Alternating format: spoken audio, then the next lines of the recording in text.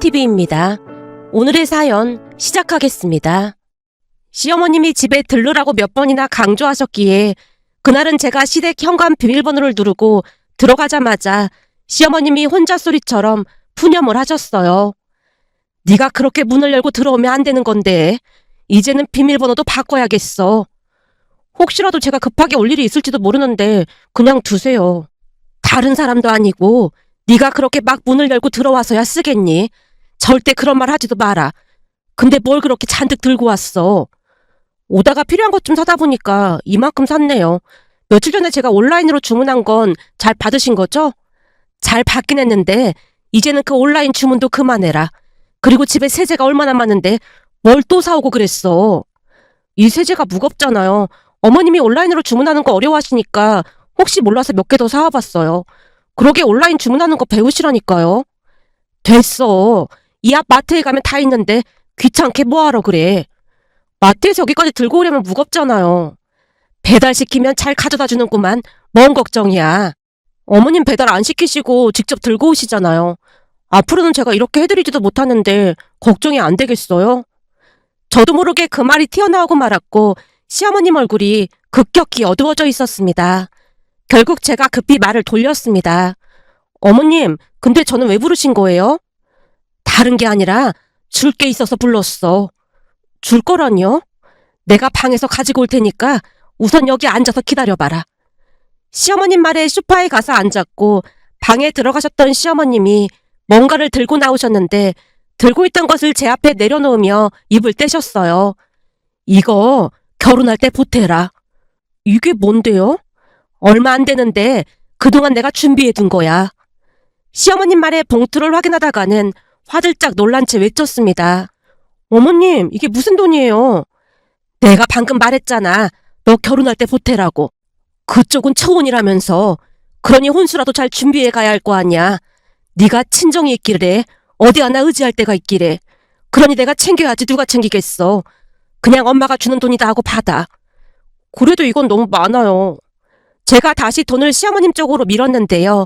시어머님이 허리를 꼿꼿하게 세우고 말씀하셨어요. 많긴 뭐가 많다고 그래. 내가 괜히 챙겨주는 줄 알아. 그쪽은 초혼이고 너는 재혼이니까 기죽지 말라고 챙겨주는 거잖아. 그러니까 잔말 말고 시키는 대로 해라. 순간 제 눈에서 뜨거운 눈물이 왈칵 쏟아졌기에 급히 고개를 돌렸는데요. 시어머님이 혀를 차며 입을 떼셨어요. 그렇게 시도 때도 없이 눈물을 쏟으면 사람들이 쉽게 본다고 내가 몇 번이나 말했잖니. 어떻게 된 게 그 눈물 쏟는 버릇은 시간이 지나도 고쳐지질 않아. 이러니 내가 걱정이 돼서 잠이 오겠어 안 오겠어. 시어머님도 저를 따라 조용히 눈물을 훔치셨습니다.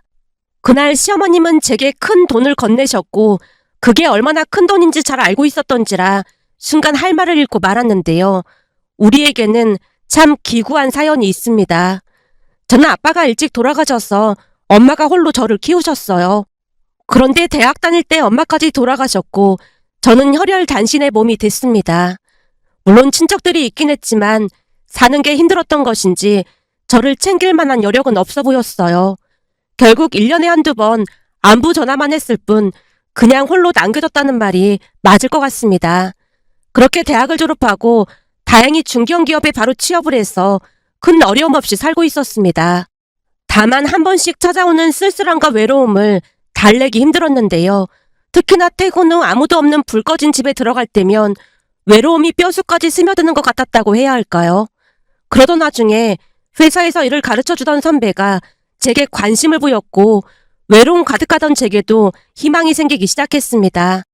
특히나 선배의 어머니는 마음이 따뜻한 분으로 갈 때마다 따뜻한 밥을 해주시곤 했어요.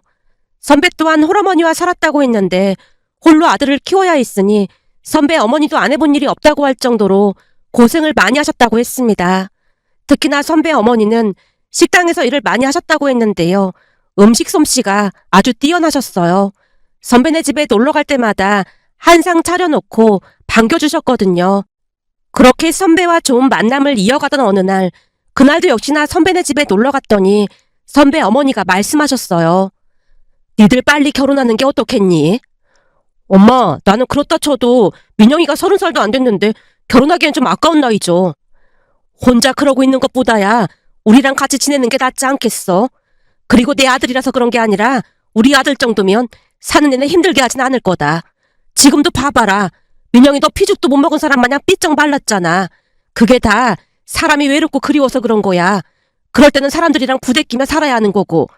내가 엄마처럼 해준다고 장담은 못하겠지만 좋은 시어머니는 되어줄 수 있을 것 같은데 민영이 생각은 어떻니? 선배 어머니 말에 저도 모르게 그 자리에서 눈물을 쏟고 말았는데요. 선배 어머니가 제 맘을 꿰뚫어보고 있는 것 같아서 한편으로는 창피한 마음이 들기도 했고 또 다른 한편으로는 감사한 마음이 들기도 했거든요. 그러면서 결혼 이야기가 나왔고 제가 먼저 말을 꺼냈습니다. 어머님, 저희 결혼하면 같이 살아요. 뭐? 나랑 같이 살자고? 네, 같이 살면 좋을 것 같아요. 얘가 이렇게 철이 없다니까. 시어머니랑 며느리는 멀리 떨어져 살면서 1년에 얼굴 몇 번 안 보고 사는 게 제일 좋은 거야. 그때 내가 뭘 했니? 친정엄마가 되어줄 순 없겠지만 좋은 시어머니는 되어주겠다고 했잖아. 난 좋은 시어머니로 살다가 가고 싶으니까 그렇게 알고 있어. 선배 어머니가 펄쩍 뛰면서 반대를 하셨는데요. 선배도 나서서 저를 나무랐습니다. 엄마 말이 맞아. 그냥 따로 살면서 자주 만나면 되지. 자주 만나길 뭔 자주 만나. 그냥 서로 생사 여부만 전하고 살면 되는 거지. 엄마, 아무리 그래도 그건 아니지. 선배가 화들짝 놀라며 말을 했지만 선배 어머니는 같은 말만을 반복할 뿐이었어요. 니들만 잘 살면 난 다 괜찮으니까 내 걱정할 필요 없어. 그 젊은 나이에 혼자 아들 키우면서 고생하면서 살았는데 이제는 나도 유유자적하면서 마음 편히 살고 싶어. 그러니까 니들은 니들 인생 살아. 그래도 저는 어머님이랑 같이 살고 싶어요. 엄마 돌아가시고 난 뒤에 혼자 살다 보니까 불 꺼진 집에 혼자 들어가는 게 너무너무 싫어서 카페에서 몇 시간씩 때우다 들어간 적도 많아요. 그것뿐만 아니라 영화관에서 혼자 재미없는 영화 보면서 시간도 많이 때웠고요. 그러다 보니 이제는 불 꺼진 집에 혼자 들어가는 거 너무너무 싫어요. 그리고 어머님도 혼자 사시면 많이 외로우실 거예요. 그러니까 같이 살아요. 나중에 손주들 재롱도 보면서 그렇게 사셔야죠. 제가 선배 어머니 손을 잡자 선배 어머니가 말없이 고개를 끄덕였습니다. 그렇게 몇 달 뒤 우리는 결혼을 했습니다. 양가 친척들도 얼마 없다 보니 작은 결혼식이었지만 오랜만에 제가 주인공이 되는 정말 행복한 결혼식이었어요. 결혼을 하고 난 뒤 시어머님은 무슨 일이 있어도 저보다 일찍 퇴근하시려 노력하셨는데요. 혹시나 퇴근이 늦어지실 것 같으면 제게 전화까지 하셨어요. 내가 오늘 늦을 것 같으니까 성우랑 같이 들어가던지 해라. 알겠어요, 어머님. 그리고 이제는 괜찮아졌으니까 그만 신경 쓰셔도 돼요. 그래도 그 트라우마라는 게 한참 가는 거라고 하던데 퇴근하고 꼭 성우랑 같이 들어가. 아니면 집 앞 카페에서 기다리고 있어. 내가 최대한 빨리 갈 테니까. 알겠어요, 어머님. 근데 오늘 많이 늦으시는 거예요? 많이 늦지는 않고 1시간 정도 늦게 들어갈 것 같아. 그럼 오늘은 제가 밥 해놓고 기다리고 있을게요. 피곤할 텐데 무슨 밥을 한다고 그래. 오늘은 그냥 간단하게 외식하자. 어머님은 매일같이 음식 해놓고 기다리셨잖아요. 그러니까 오늘은 제가 맛있는 김치찌개 끓여놓을게요. 어머니께 배워서 이젠 저도 요리 잘해요. 그냥 외식하자니까 왜 그렇게 고집을 피우고 그래. 시어머님이 핀잔을 놓으셨지만 속으로는 내심 좋아하시는 듯해 보였습니다. 그렇듯 시어머님은 친정엄마는 못 되어주더라도 좋은 시어머니가 되어주겠다던 약속을 지키기 위해 항상 노력하셨습니다. 그런 시어머님에게 감사한 마음이 들어 저도 더욱 열심히 노력을 했고요. 그러다 보니 우리는 누가 보더라도 완벽하고 이상적인 그런 가족이 되어갔어요. 어느 날은 친구를 만나러 간다고 하자 시어머님이 아침부터 일찍 일어나셔서 밑반찬을 만들어주셨어요. 그때 집에 놀러왔던 윤지 만나러 간다고 해서 내가 반찬을 좀 만들어놨다. 어머님이 반찬을요? 지금 임신 중이라고 했잖니. 내가 다른 건 해줄 게 없어서 반찬이라도 준비했어. 그때 집에 올 때 내가 좋아하는 과일을 잔뜩 사와서 참 고마웠거든. 그때 보니까 이 깻잎도 잘 먹고 오이소박이도 잘 먹길래 이것저것 조금씩 담아봤으니까 갈 때 가져다 줘. 네, 어머님. 그렇잖아도 윤지가 어머님 반찬이 생각난다고 했는데 엄청 좋아하겠네요. 윤지가 그랬어? 그럼 진지게 나한테 말을 하지 그랬어. 저도 맨날 어머님께 얻어만 먹고 있는 입장에서 그런 얘기까지 하면 진짜 나쁜 며느리가 되는 거잖아요. 저도 어머님처럼 좋은 며느리가 되도록 엄청 노력하고 있거든요. 제가 장난스레 웃자 시어머님도 따라 웃으셨습니다.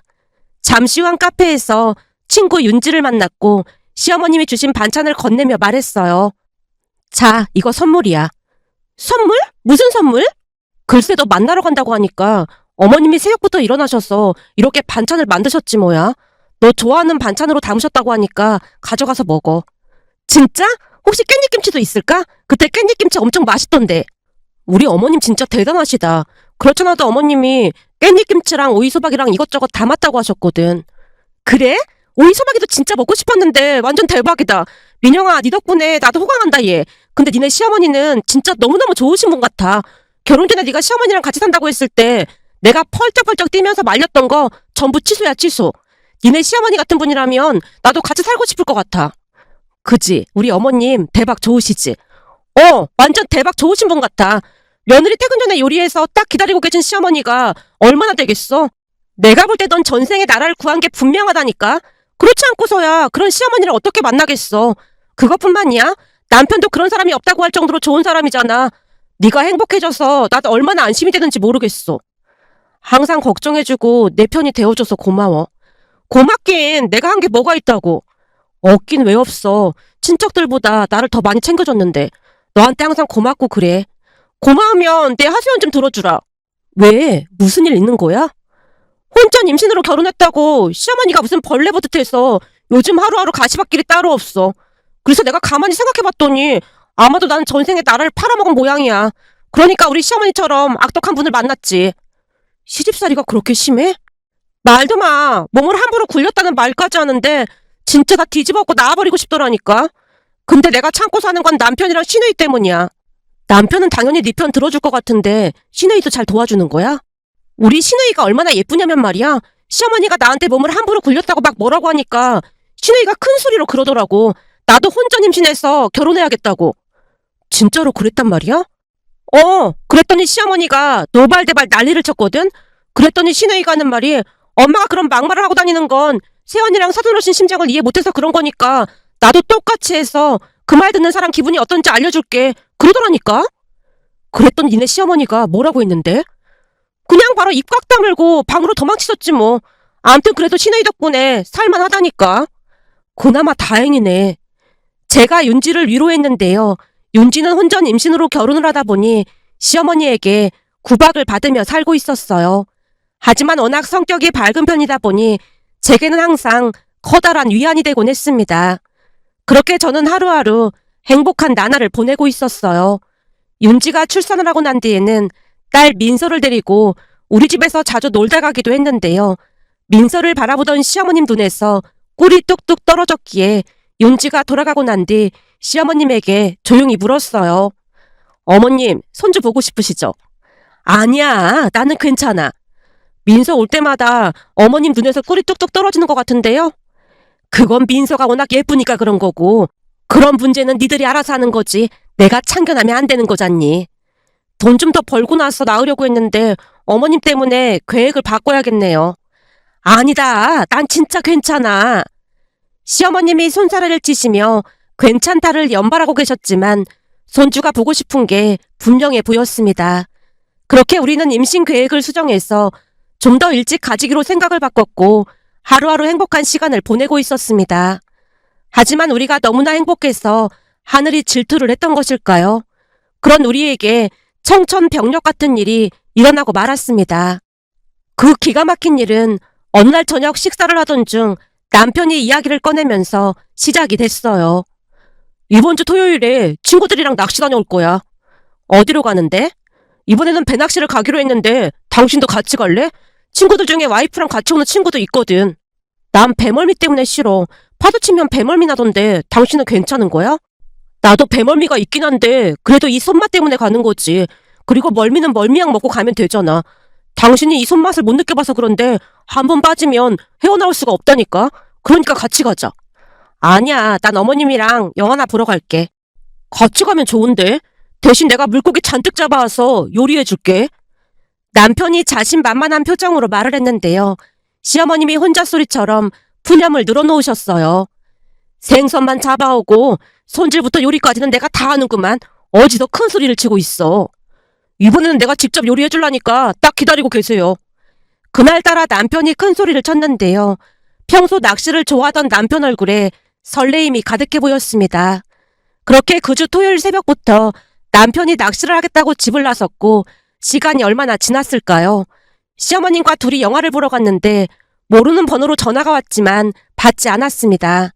그랬더니 남편 친구가 급하다며 빨리 전화를 달라는 문자를 보내왔고 깜짝 놀란 채 시어머님과 함께 밖으로 나와서 전화를 했더니 남편 친구가 눈물만 흘리고 있었어요. 어찌나 서럽게 눈물을 흘리던지 무슨 일이 났다는 확신이 들던 순간 남편 친구가 떨리는 목소리로 충격적인 소식을 전해왔습니다.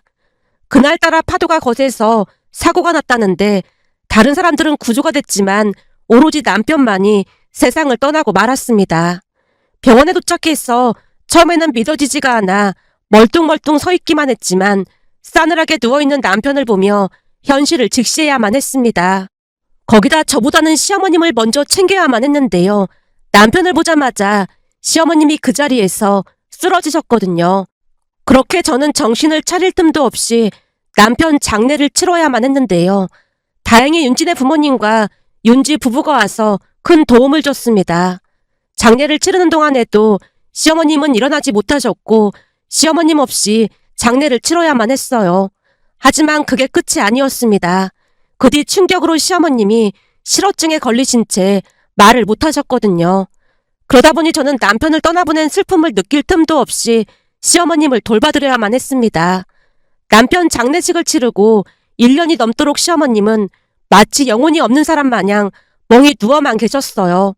그나마 다행이었던 것은 제가 눈물로 애원을 하다 보니 시간이 지나면서 조금씩 정신을 차리셨는데요. 하지만 깊어진 우울증으로 인해 시어머님과 저는 정신과 상담까지 받아야만 했고 한동안은 약에 의지한 채 살 수밖에 없었습니다. 그렇게 1년이 지나갔고 2년이 지나갔어요. 그러는 동안 저는 회사도 그만둔 채 시어머님을 돌봐드려야만 했습니다. 그러던 어느 날은 친구 윤지가 찾아와서 저를 설득했어요. 너 언제까지 그러고 있을 거야? 내가 뭘. 지금 회사도 그만두고 내내 집에만 있잖아. 생활비가 있긴 한 거야? 참 기가 막힌 게 남편이 들어놓은 보험금이 있더라고. 그건 그렇고 너 언제까지 거기서 그러고 있을 생각인 거야? 그게 무슨 말이야. 여기가 내 집인데 내가 어딜 가. 민영아, 이제는 정신 차려야지. 남편도 없는데 언제까지 거기서 살려고 그래. 네 남편 떠난 지도 벌써 2년이 지났는데 너도 이제 새 출발해야 할 거 아니야. 지금 어머님한테는 나밖에 없는데 그럼 우리 어머님은 어쩌고. 잘 들어. 물론 니네 시어머님이 그동안 잘해주신 건 나도 잘 알아. 그치만 네 나이가 많은 것도 아니고 언제까지 그러고 살 거야. 그러기엔 네 인생이 너무 불쌍하잖아. 나도 이런 말 하기 정말 너무 속상한데 나한테는 네가 먼저야. 그러니까 거기서 나와서 다시 취업도 하고 그렇게 살자. 마음 써줘서 고마운데 근데 지금은 아닌 것 같아. 어머님 좋아지시면 그때는 나도 그래 볼게. 제 말에 윤지가 한동안 눈물만 떨고 다 돌아갔는데요. 그 누구보다도 저를 아낀다는 것을 잘 알고 있기에 저도 내내 눈물만 흘리다 집으로 돌아왔어요. 그렇게 또다시 시간이 지나갔고 시어머님도 조금씩 좋아졌기에 제가 먼저 말을 꺼냈습니다. 어머님, 이제는 저도 일을 해야 할 것 같아서 다시 취업해볼까 해요. 그동안 혼자 집에 계실 수 있죠? 그럼 이제는 나도 정신 차리고 살아야지. 그래서 말인데 넌 이제 그만 방 하나 얻어서 나가 살아라. 네? 방을 얻어서 나가라니요. 성우도 없는 마당에 이제는 너랑 나랑 남이나 마찬가지 아니겠니? 한창 젊은데 이제는 네 살 길 찾아가야지. 난 괜찮으니까 살집 구하는 대로 나가도록 해. 어머님만 두고 제가 어떻게 나가겠어요. 난 괜찮으니까 너도 네 살 길 찾도록 해. 성우가 남긴 보험금도 있지 않니? 그걸로 방 하나는 구할 수 있을 거다. 그 돈을 제가 어떻게 쓰겠어요. 왜 못 써? 네가 법적인 상속인이잖아. 난 이 집도 있고 먹고 살만하니까 너도 나가서 네 살 길 찾으란 말이야. 새파랗게 젊은 게 언제까지 이러고 살려고 그래. 그날 처음으로 시어머님이 화까지 내셨는데요. 시어머님은 저와 연을 끊기로 작정을 하신 듯해 보였습니다. 결국 얼마 뒤 저는 집을 구해서 홀로 나왔고 시어머님도 다시 일을 시작했다고 들었어요. 하지만 저는 시어머님과 완전히 연을 끊지는 못했습니다. 그도 그럴 수밖에 없었던 것이 시어머님도 그렇고 저도 그렇고 한없이 외로운 사람들이었으니까요. 그런 상태로 시간은 하염없이 지나갔습니다. 그리고 남편이 떠난 지 7년이 지난 어느 날 제게도 새로운 인연이 찾아왔는데요. 어느 날 윤진의 엄마가 불러서 한 카페로 갔더니 처음 보는 남자가 앉아 있었고 제가 자리에 앉자마자 윤진의 엄마가 입을 떼셨어요. 민영아, 여기는 도연이라고 내 먼 친척 조카야. 둘이 밥이나 먹으라고 불렀어. 도연이한테는 네 얘기 대략 했으니까 그냥 부담 갖지 말고 친구처럼 밥이나 한 끼 먹으렴. 저는 진짜 괜찮은데. 알아. 내가 괜히 이러는 게 아니라 너도 그렇고 도연이도 그렇고 너무 좋은 사람들이라 아까워서 그래. 착한 사람끼리 만나서 친구처럼 지내면 좋잖니. 민영이 네가 딸 같아서 그러는 거니까 이번에는 아줌마 말 듣자. 알았지? 윤진의 어머니 말씀에 제가 힘없이 고개를 끄덕였는데요. 그도 그럴 수밖에 없었던 것이 윤진의 부모님은 엄마 장례식부터 남편 장례식까지 챙겨주신 은인이나 다름없는 분들이었으니까요. 그렇게 그날 도연 씨와 처음으로 만났습니다. 그런데 그날 도연 씨와 생각지도 않게 많은 대화를 나눴는데요. 들어보니 도연 씨도 참 기구한 삶을 살아왔다고 해도 과언이 아니었습니다. 우선 부모님이 돌아가시고 친척집을 전전하면서 살아왔다네요. 그러면서 알게 된 사실인데 마음 따뜻하신 윤진의 부모님이 대학 학비도 보태주셨다고 했습니다. 대학을 졸업하고 난 뒤에는 중소기업에 들어갔다는데 거기서 만난 여자와 결혼까지 생각을 한 채 여자가 해달라는 대로 다 해줬지만 등쳐먹고 연락을 끊었다네요. 그러다 보니 여자한테 질릴 대로 질려서 그 뒤 여자를 만날 생각조차 못하고 있었답니다. 그런데 평소 잘 챙겨주시던 윤진의 어머니가 제 이야기를 꺼내면서 한번 만나보라고 했다네요. 다른 사람도 아니고 윤진의 어머니 말씀이다 보니 도연 씨도 거절하지 않고 저를 만나러 나왔답니다. 그날 도연 씨의 사연을 들으며 왠지 모르게 제가 겹쳐 보였기에 비록 첫날이었지만 우리는 많은 대화를 나눴습니다. 그 뒤 가끔 만나서 서로의 아픔을 위로하고 하소연하는 사이로 잘 지냈습니다. 그렇게 우리는 몇 년간 친구처럼 잘 지냈어요. 둘 다 큰 상처가 있었던지라 선뜻 다가갈 용기는 없었으니까요. 다만 시어머님과는 한 달에 몇 번씩 만나서 여전히 잘 지내고 있었습니다. 그러던 어느 날은 퇴근 후 집에 들어갔더니 도둑이 들어왔던 것인지 집안이 난장판이 되어 있는 게 아니겠어요. 어찌나 놀랐던지 다리가 후들거려서 간신히 밖으로 나온 채 도연 씨에게 전화를 했는데요.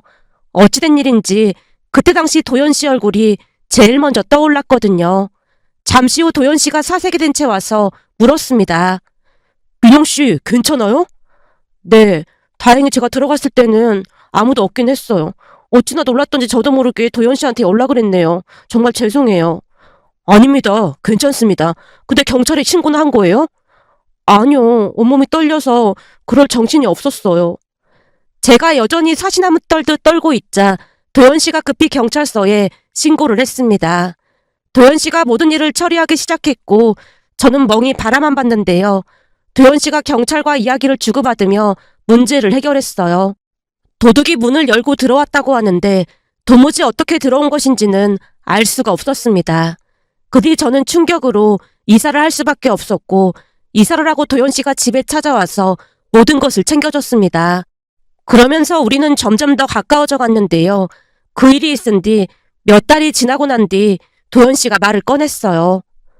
그날 민영 씨 전화 받으며 뛰어가면서 혹시 무슨 일이 생기지는 않았나 얼마나 걱정을 했는지 몰라요. 그냥 눈앞이 깜깜해졌다는 말이 맞겠네요. 암튼 그날 민영 씨한테로 뛰어오면서 민영 씨를 많이 좋아하고 있다는 걸 새삼 느꼈습니다. 그러면서 제가 민영 씨 옆에 있을 자격이 있을까에 대해 계속 고민하고 또 고민했어요. 자격은 제가 없는 거 아닌가요? 그게 무슨 말씀이세요? 도연 씨는 초혼이고 저는 재혼이잖아요. 그러니 제가 도연 씨 옆에 있을 자격이 없는 거죠. 저 아니면 도연 씨는 더 좋은 사람 만날 수 있을 거예요. 그때 당시에는 도연 씨가 좋은 사람이라는 걸 확신할 수 있었지만 도연 씨가 좋은 사람이라는 생각이 들수록 제가 너무 부족한 사람이라는 생각만 들었으니까요. 결국 제가 복잡 미묘한 표정으로 입을 다문 채 앉아만 있었는데요. 도연 씨가 다시 말했습니다. 저는 민영 씨와 결혼해서 온전한 가정을 만들고 싶습니다. 부담은 갖지 마시고 천천히 생각해 주세요. 그렇게 도연 씨가 예전과는 다르게 적극적으로 다가왔고 1년쯤이 더 지난 어느 날 우리는 연인 사이가 됐어요. 물론 바로 결혼을 하기로 한 건 아니었고 서로 의지를 하면서 여느 연인들처럼 지냈습니다. 다만 아무래도 제가 재혼이다 보니 다른 연인들처럼 결혼을 서두르진 않고 천천히 생각해보기로 했어요. 그러는 사이 시간은 쏜살같이 지나가고 있었고 남편이 떠난 지도 꽤 많은 시간이 흐른 어느 날 도연 씨가 청혼을 해왔습니다. 물론 그때쯤은 도연 씨가 제 삶에 없어서는 안 되는 존재가 되어 있었기에 저도 고민 끝에 청혼을 받아들였습니다. 그런데 문제는 시어머님과의 관계였는데요. 그때까지도 시어머님과 여전히 왕래를 하면서 잘 지내고 있었거든요. 하지만 제가 결혼을 한다고 말을 하자 시어머님이 복잡한 표정으로 입을 떼셨어요. 벌써 새 출발했어야 했는데 너무 오래 걸렸어. 그게 쉬운 일이 아닌걸요. 그래도 여전히 여기에 뭔가가 얹힌 듯한 그런 기분이에요. 시간이 이렇게 많이 지났는데 그럴 필요가 뭐가 있어. 벌써 새 출발했어야 하는 게 맞는 거야. 내가 너한테 엄마는 되어주지는 못하겠지만 좋은 시어머니는 되어주겠다고 약속했는데 그러지 못했던 것 같구나. 벌써 좋은 사람 만나서 새 출발했어야 했는데 너를 너무 오래 붙들고 있었어. 아니에요. 그게 어떻게 쉬운 일이겠어요. 사실 지금도 마음이 좀 그래요. 그런 마음 갖지 말고 이제는 행복하게 살아. 그리고 앞으로는 여기에 오지도 마라. 네? 여기에 오지 말라니요. 넌 가끔 보면 생각이 없어도 너무 없어. 이제는 내가 누구야? 전 남편 엄마잖니. 근데 네가 여기를 드나들면 남편이 뭐라고 하겠어. 부부간에도 기본적인 예의를 지켜야 하는 게 맞는 건데 그건 정말 예의 없는 행동인 거야. 그러니까 이제는 그만 오도록 해. 그동안 너도 할 만큼 했어. 딸이라고 해도 너처럼 한 달에 몇 번씩 찾아오진 않았을 거야. 넌 딸보다 더 잘했어. 그러니 이제는 다 잊고 행복하게 잘 살아. 네가 잘 사는 게 내 마지막 소원이야. 그날 시어머님과 손을 맞잡고 한동안 눈물만 흘렸습니다. 그리고 며칠 뒤 시어머님이 꼭 집에 들르라고 당부를 했기에 이것저것 사서 시댁으로 갔는데요. 시어머님이 꽤 큰 금액을 건넸기에 많이 놀랄 수밖에 없었고 하염없이 눈물만 흘리고 있자 시어머님이 조용히 입을 떼셨어요. 내가 너한테 엄마는 되어줄 순 없겠지만 좋은 시어머니가 되어주겠다고 했던 말 기억나지? 근데 이제는 우리 인연도 여기까지니까 처음이자 마지막으로 네 친정엄마가 되어주고 싶어서 그래. 딸이 시집 가는데 괜히 책 잡힐까봐 걱정이 돼서 그러는 거니까 이 돈 결혼할 때 보태 쓰도록 해. 그리고 이제는 여기에 다시는 오면 안 된다. 그건 무조건 약속해야 해. 내 말 알겠니? 이제는 전화도 하지 말고 여기도 절대로 찾아오지도 말아야 해. 시어머님이 몇 번이나 당부를 하셨기에 힘겹게 대답을 하고 그곳을 나왔는데요. 그날 집에 돌아와서 얼마나 많은 눈물을 흘렸는지 모른답니다. 그렇게 다음날 도연 씨를 만났더니 놀란 표정으로 물었어요. 민영 씨, 눈이 왜 그래요? 혹시 울었던 거예요? 그게 사실은 전 남편 어머니와 여전히 연락하고 지낸다고 했잖아요. 제가 시어머님과 있었던 이야기를 자세히 말해줬는데요. 제 이야기를 숨지겨 듣기만 하던 도연 씨가 조용히 입을 뗐습니다. 그러니까 우리 결혼할 때 쓰라고 그 큰 돈을 주셨단 말이에요?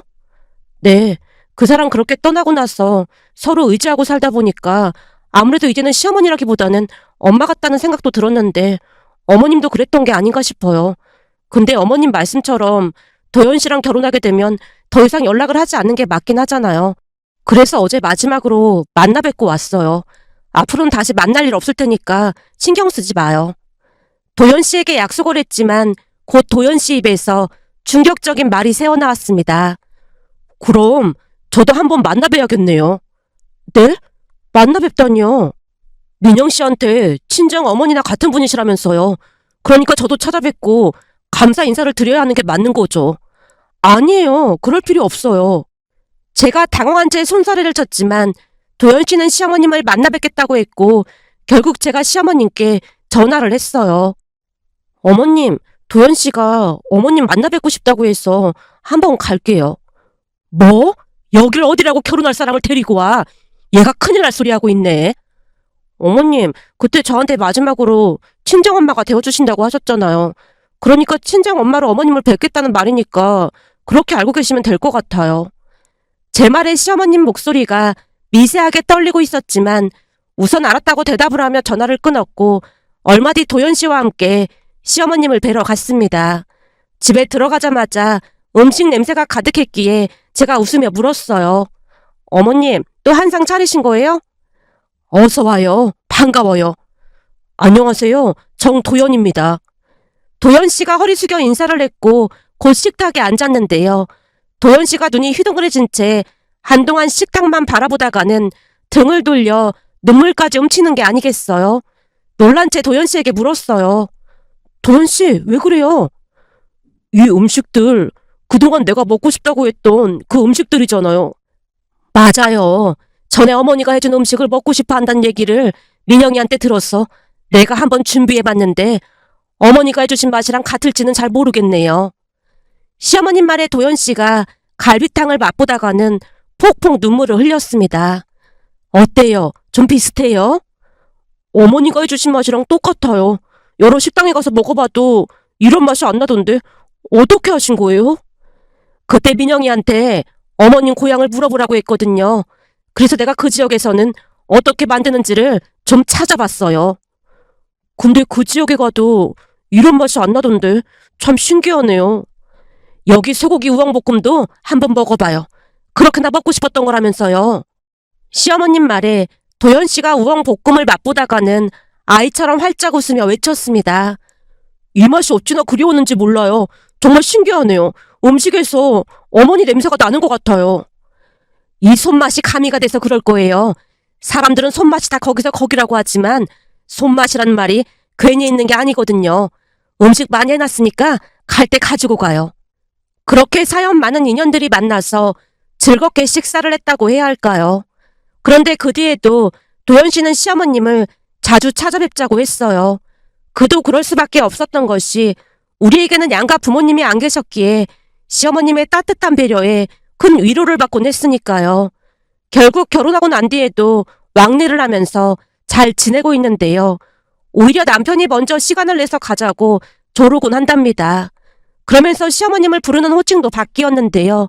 남편은 시어머님에게 장모님 호칭을 사용했고 저도 엄마라고 부르게 됐습니다. 물론 그런다고 해서 복잡한 문제가 다 해결이 되진 않겠지만 그리고 다른 이들이 수군거릴 수도 있겠지만 우리는 신경 쓰지 않기로 했습니다. 어느 날은 윤진의 집에 놀러 갔더니 윤진의 어머니가 조용히 물었어요. 전 시어머니랑 왕래하고 지낸다고?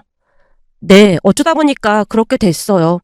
우리끼리는 큰 문제가 없는데 사람들이 좀 수군거리긴 하겠죠. 주변 사람들이 수군거리는 게 뭐가 그렇게 대수라고 신경을 쓰고 그래. 그것도 인연이라면 인연인데 그냥 물 흐르듯 그렇게 자연스럽게 사는 것도 나쁘지 않을 것 같아. 요즘은 입양하는 사람들도 많은데 그냥 입양됐다고 생각하고 살아. 좋은 사람들끼리 행복하게 산다고 하는데 누가 뭐라고 하겠어. 혹시나 누가 뭐라고 하면 나한테 말해. 내가 가서 아주 혼내줄 테니까. 윤진의 어머니가 주먹까지 불끈 쥔 채 외치셨습니다. 그리고 우리는 윤진의 어머니 말씀처럼 남의 시선 따위는 신경 쓰지 않고 행복하게 잘 살고 있습니다. 지금도 엄마 집에 간다고 하면 음식을 잔뜩 차려놓고 기다리고 계신데요. 엄마가 남편 밥그릇에 반찬을 올려주는 모습을 보며 행복한 마음이 가득해지면서 우리 가족 언제까지나 행복하길 바라는 마음에 이렇게 글 남겨봅니다.